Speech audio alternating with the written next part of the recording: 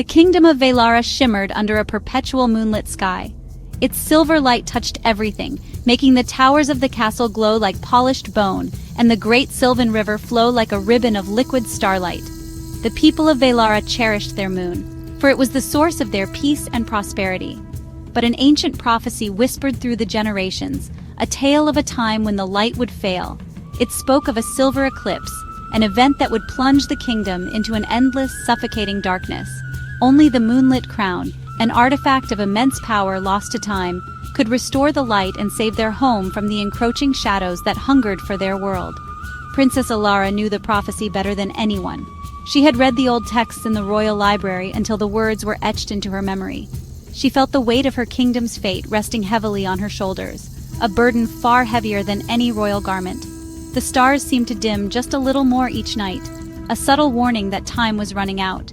She would often stand on her balcony, her gaze fixed on the luminous moon, her heart aflutter with a mixture of fear and determination. She was not just a princess. She was Veylara's last hope, the one destined to seek the crown and face the coming night.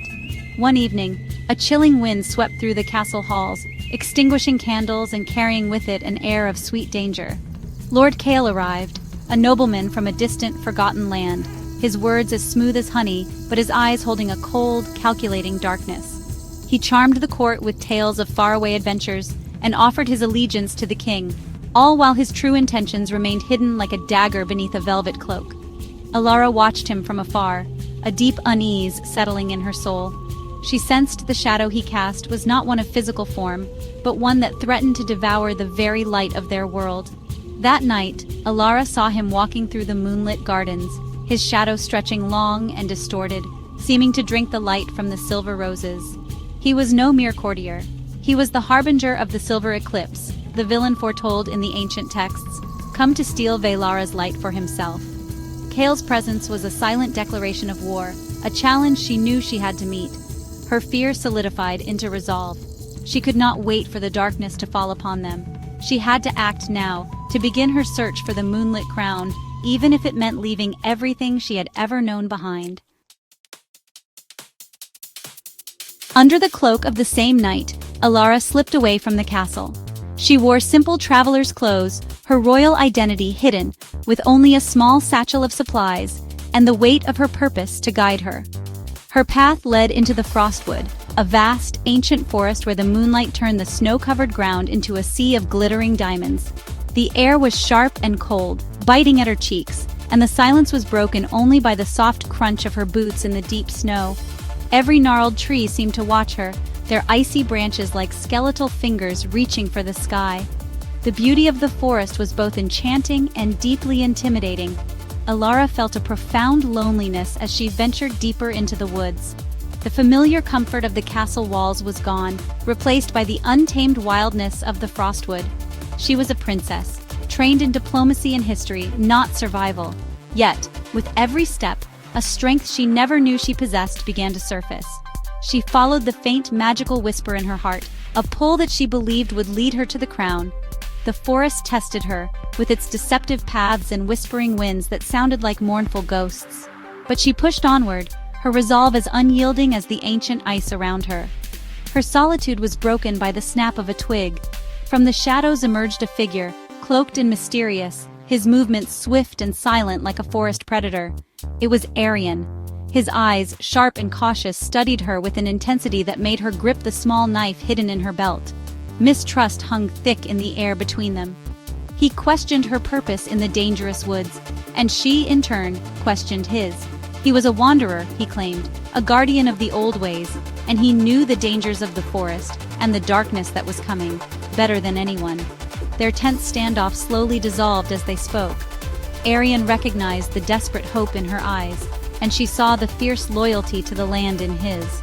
He revealed he was descended from an ancient line of guardians sworn to protect the Moonlit Crown's resting place. Their goals were aligned.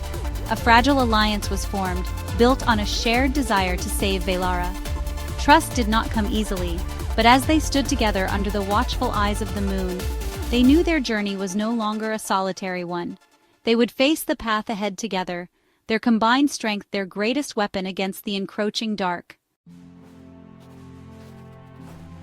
Their journey was fraught with peril. The path to the crown was not meant for the faint of heart. Together, Elara and Arian navigated the treacherous landscape of the Frostwood and beyond. They crossed rivers of cracking, groaning ice, the frozen water threatening to swallow them whole with every tentative step. Arian's knowledge of the wild was invaluable. He knew which ice was thick enough to hold their weight, and how to read the patterns of the wind. Elara, in turn, showed a courage that surprised him, her determination a bright flame against the biting cold, never once complaining or faltering in her resolve. Their progress did not go unnoticed.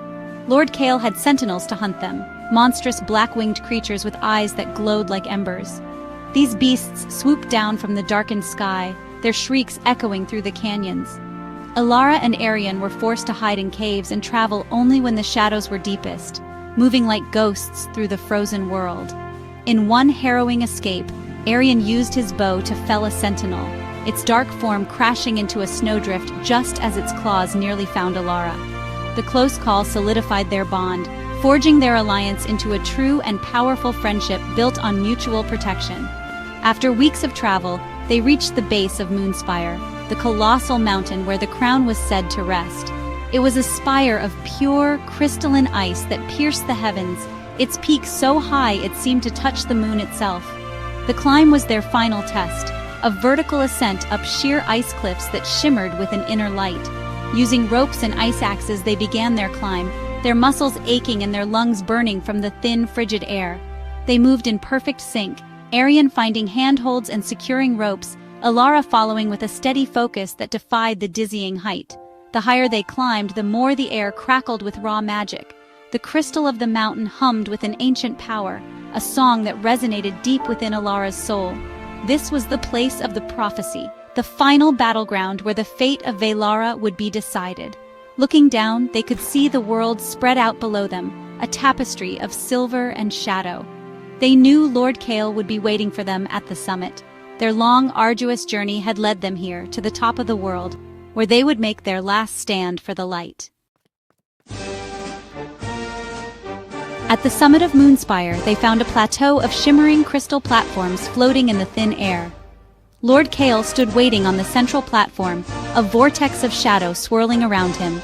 The moonlit crown hovered just above, its glow dimmed by his dark presence. The silver eclipse had begun. The moon above was slowly being consumed by a creeping blackness. Kale laughed, his voice echoing across the peak. "You are too late, princess," he sneered, brandishing a sword forged from pure shadow. The final battle for Veylara commenced with a clash of steel and a burst of magic that shook the very foundations of the mountain. The fight was a whirlwind of motion and energy. Arian met Kale's blade with his own, their duel a deadly dance across the unstable crystal platforms. Sparks flew as their swords connected, each blow sending tremors through the air. Elara, tapping into the mountain's energy, unleashed blasts of pure light, trying to push back the oppressive darkness Kale commanded. The platforms beneath them cracked and crumbled, falling away into the abyss below, forcing them to leap from one floating shard to another. Kale was powerful, his dark magic feeding on the growing eclipse, and for a moment it seemed as though the night would win. With Arian cornered and the last sliver of the moon disappearing, Elara knew what she had to do. The prophecies spoke not just of finding the crown, but of a great sacrifice. It was not enough to wield it, one had to become its vessel. With a final determined cry, she lunged for the moonlit crown. Ignoring the searing pain as its raw power coursed through her, she placed it upon her head. An explosion of blinding silver light erupted from her, a wave of pure energy that vaporized the shadows and sent Lord Kale screaming into oblivion. The darkness of the eclipse was shattered. As the light subsided, the first rays of dawn broke over the horizon, something Veylara had not seen in centuries. The perpetual moonlight gave way to a warm, golden sun. Down below, the people of the kingdom emerged from their homes, their faces turned upward in awe and joy. Veylara was saved. On the peak of Moonspire, Elara stood beside Arian, the moonlit crown now resting on a crystal pedestal, its shimmering light now soft and gentle in the morning sun. Her sacrifice had not been her life, but her old self. She was no longer just a princess. She was a queen, a savior, and together with Arian, she would guide Veylara into a new, brighter dawn.